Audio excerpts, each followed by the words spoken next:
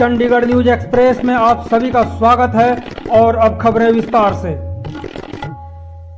Congress party एक तरफ इंदिरा गांधी की पुण्यतिथि मना रही है, वहीं दूसरी ओर एक भी व्यक्ति ने 1 नवंबर 1984 में हुए दंगे के दौरान मारे गए बेगुनाहों को लेकर एक भी दिया या कैंडल नहीं जलाए। इसको लेकर देश के लोगों में एक टीस जरूर है कि उस वक्त मारे गए दंगे में बेगुनाहों ने किसका और क्या बिगाड़ा था। इस संबंध में भाजपा के वरिष्ठ नेता व सीनियर एडवोकेट सत्येंद्र सिंह ने एक बातचीत में आज साफ कर दिया कि 1984 में हुए दंगे में सिखों की हत्याएं एक पॉलिटिकल मर्डर था।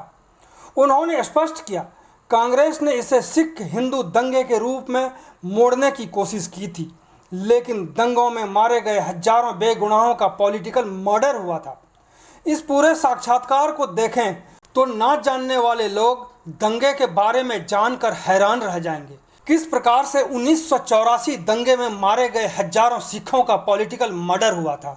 हमारी बात हो रही है सत्येंद्र सिंह जी से, जो भाजपा के वरिष्ठ नेता और सीनियर एडवोकेट हैं, और हम जानना चाहेंगे कि जिस तरह से कल इंदिरा गांधी के लिए पुण्यतिथि मनाई गई और आज ठीक दूसरा दिन यानी कि आज के ही दिन 1984 में दंगे हुए और वो भी हवा दिया गया कि सिख और हिंदू दंगे किए जा रहे हैं, दंगे हुए हैं। सत्येंद्र जी, आज दूसरा दिन है, अगर उस चीज़ को, उस दिन को याद करें, 1984 31 अक्टूबर, आज 1 नवंबर है, तो हमने ये नहीं देखा कि काफ़ी सिख बेगुनाह मारे गए, सिख समुदाय के काफ़ी लोगों की हत्याएं की गई, लेकिन आज मैंने किसी को नहीं देखा कि एक कैंडल लेकर के भी उन बेगुनाहों के लिए, उनके आत्मा की शांति की बात करें। क्या मानते हैं? आज जो भी आपने कहा भी उस समय ये बताने की कोशिश की कि वे सिख हिंदू दंगे थे। जी कुमार जी, मैं आपको क्लैरिफाई भी करता हूँ, सबको पता भी, वो ना तो सिख हिंदू दंगे थे, वो कांग्रेस ओरिएंटेड दंगे थे। क्योंकि इंदिरा गांधी का उस समय मर्डर हुआ था। मर्डर होने के बाद कांग्रेस के जितने लीडर थे उन्होंने कहा था भी हम खून का बदला खून लेंगे। उन्होंने सिखों को चिन्हित करके दिल्ली में शहीद किया गया। उसके अलावा दिल्ली के अलावा जहाँ जहाँ पे भी कर सकते थे, दिल्ली के आसपास की 3-4 स्टेटें थी, वहाँ पे किया। और वो सारा सारा पॉलिटिकल मर्डर थे, political murder by Congress party. सिखों के निर्दोष मर्डर थे, बल्कि इन्होंने समाज का डिस्कोर्स बदलने की कोशिश की, डिस्कोर्स को हिंदू सिख का करने की बात की। जो सदियों से इकट्ठे हैं और जो आगे भी इकट्ठे रहेंगे, उनको भी अलग करने का काम इस कांग्रेस पार्टी ने किया है। दूसरी बात जो हम मानते हैं भी, ये जो जख्म है बहुत गहरे हैं, जख्म हौली हौली भरेंगे भी, परंतु उन लोगों को सजा हो जाए ऐसा प्रयास पिछले कई सालों से चलता रहा, परंतु जिनको दोषी भी थे उनको भी निर्दोष साबित करने की कोशिश की गई। अब पिछले साल 2018 में आके कुछ लोगों को सजा हुई है, इस कारण से थोड़ा सा हमें लगता है भी कुछ हमें न्याय मिला है। जिस प्रकार से एक दिन बाद, यानी जिस दिन इंदिरा गांधी की हत्या हुई, उसके दूसरे दिन से दंगे फैल गए, तो नहीं लगता है कि एक सुनियोजित ढंग से इसको फैलाया गया और सिख के प्रति एक जो है बहुत ज़बरदस्त खौफ बनाया गया, और फिर इसके बाद दंगे शुरू हुए और कई लोग इसमें हत्याएं कर दी जाती है। क्या लगता है कि सुनियोजित है ये बिल्कुल सुनियोजित था। आप खुशवंत सिंह जी जो बड़े कैपेबल राइटर हैं, उन्होंने लिखा, और बल्कि वो विचारधारा भी दूसरे बिलोंग करते हैं, तो उनकी किताब है माई ब्लीडिंग पंजाब। अगर आप उनको पढ़ेंगे, उनके तथ्य पढ़ेंगे, तो क्लैरिटी पूरी हो जाए कैसे हुआ। बल्कि वो तो यहाँ तक लिखते हैं भी कर्फ्यू तो अनाउंस कर दिया गया था, पर कर्फ्यू का कोई पालन नहीं हो रहा था।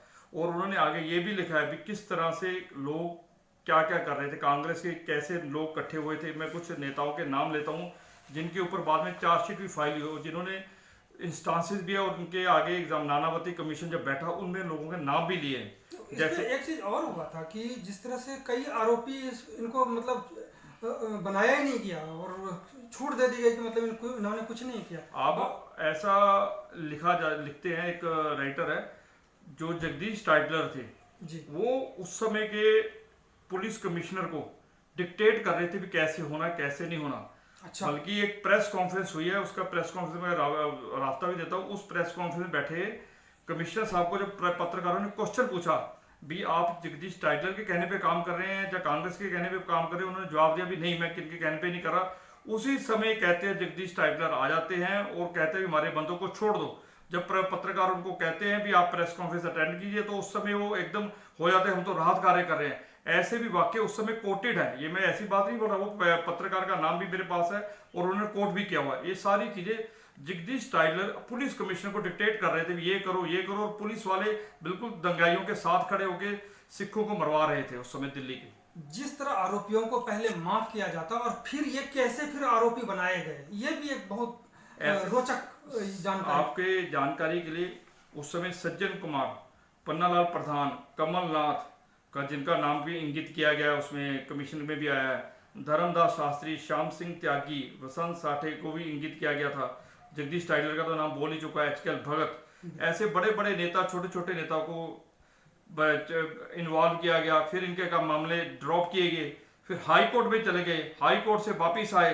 इस तरह से लंबी लड़ाई लड़ते लड़ते 1984 में अब जाके 2018 में आके इनको कुछ लोग इनमें मर भी गए। अब सज्जन कुमार को अब 2018 में आके सजा हुई है। उसी तरह यशपाल सिंह को, नरेश सरावत को, ऐसे 80 लोगों को हुआ है, कुछ डेथ पेनल्टीज हुई है, अब जाके 2018 में सजा हुई है।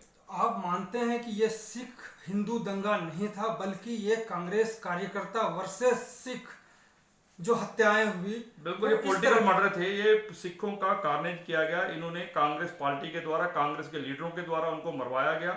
ये बिल्कुल, बल्कि अब तो फैक्ट भी है, विदित भी है। उस समय ज्ञानी जैल सिंह जी बिल्कुल राष्ट्रपति थे, वो बिल्कुल लाचार थे, वो भी कुछ नहीं कर पा रहे थे। और आपको अगर याद होगा, अगर आपको 1984 का अगर बयान इंदिरा का, अपना राजीव गांधी जी का, जब बड़ा पेड़ गिरता है तो धरती हिलती ही है, जब वो भी 1984 के जब दंगे हो रहे थे, उनसे लोगों ने पूछा भी ये क्या हो रहा है, तब उन्होंने बात करते ये बात बोली। और इतने प्रधानमंत्री उस समय का ये बात बोले। और उसके बाद जब इलेक्शन हुए, 1 महीना इलेक्शन भी इन्होंने प्रीपोन कर दिए थे। और जब इलेक्शन हुए, इलेक्शनों में पोस्टर्स लगे हैं। इस तरह का कार्नेज कैसे हुआ कांग्रेस पार्टी के द्वारा, सब कुछ। और उसके बाद में इन्होंने इतना घृत किया, उसको हिंदू सिख में बदलने की कोशिश की, जबकि मारा सिखों को इन्होंने आप सब कुछ कत्लेआम आप किया, क्योंकि देश को इन्होंने तोड़ना तो किया इन्होंने पूरा काम। जिस तरह से ये जख्म आज है, आज इस जख्म को क्या लगता है कि भर गया, या बीच बीच में इसको कोई हरा करने के लिए भी तैयार रहते हैं, ताकि इन दोनों के बीच में जो सामंजस्य है, जो तालमेल है, इसको खत्म किया जा सके? राजनीतिक भी हो सकता है और भी कई तरह। आपका मुझे लगता है बाबा हिंदू सिख की जो प्यार है उसके बारे में आप कह रहे हैं जी। तो हिंदू सिख के प्यार को खत्म करने की कोशिश जो सेपरेटिस्ट फोर्सेज है, वो 1984 को कांग्रेस का जो किया कृत्य है उसको लाभ उठाने की पूरी कोशिश करती है। और उसको कई बार ब्लैकमेलिंग भी करती है, उसको लोगों को इमोशनल भी करते हैं। और वो जो दाव कांग्रेस ने दिया है उसको हमें बहुत, इस समाज को, पंजाब को और पूरे भारत को सहना पड़ा है। आपको इस सिख दंगे में कितने ऐसे लोग होंगे जो हताहत हुए, हत्याएं कर दी गई, बहुत जघन्य हत्याएं, अपराध एक तरह से? जो सरकारी आंकड़े हैं वो 3000 के ऊपर है। मैं अभी आपको एक आंकड़ा बताता हूँ, जो 23/1/1985 को पार्लियामेंट में रखा गया था मिनिस्टर ऑफ स्टेट के द्वारा। भी कहाँ का जो सरकारी आंकड़े जो पार्लियामेंट में रखे, कितने कितने लोग कहाँ कहाँ शहीद हुए, उनमें कुछ मैं बता रहा हूँ। दिल्ली में 2146 सिख बंधुओं की डेथ की गई, बिहार में 120, हरियाणा में 106, वेस्ट बंगाल में 14, उत्तर प्रदेश में 203, तो कहीं 9, जम्मू एंड कश्मीर में 17, मध्य प्रदेश में 94।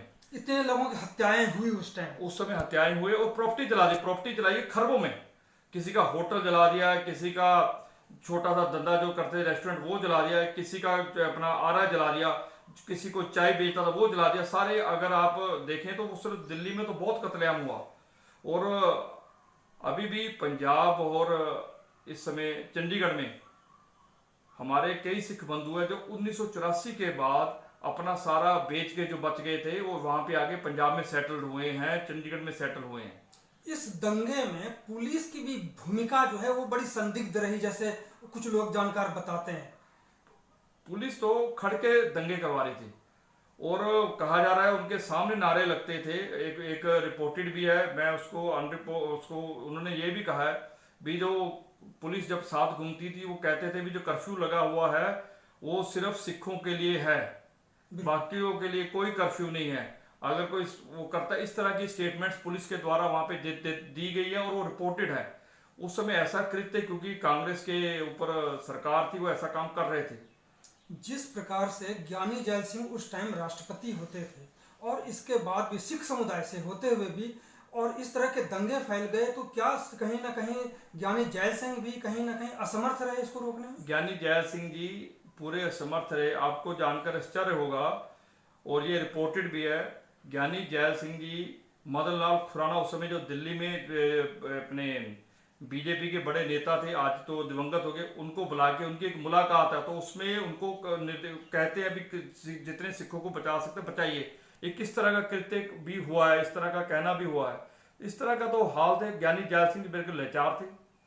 आज की स्थिति में इस दंगे को 37 साल बाद किस तरह से हम देखते हैं, कैसे इस जख्म को हम भर पाएंगे, किस तरह से इसको हम ये लोगों को बताने में की कोशिश करेंगे कि ये हिंदू सिख दंगा नहीं होकर के एक पार्टी ने इस तरह की कुकृत्य करके इस तरह से लोगों को मरवाए और हत्याएं करवाई। ये जो जख्म है, जख्म तो बहुत गहरा है, और ये जख्म बहुत भरते नहीं है, क्योंकि ये जख्म पूरी लाइफ में एक हिस्ट्री का पार्ट बन जाते हैं। परंतु जो सिख और हिंदू का जो प्यार है, मेल है, वो आज से नहीं है।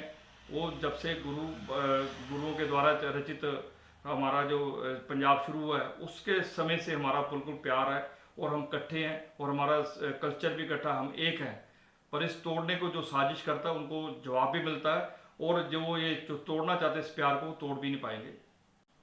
तो सतेंद्र जी, आपका बहुत बहुत धन्यवाद बात करने के लिए। चंडीगढ़ न्यूज एक्सप्रेस के साथ बने रहने के लिए आप सभी का बहुत बहुत धन्यवाद।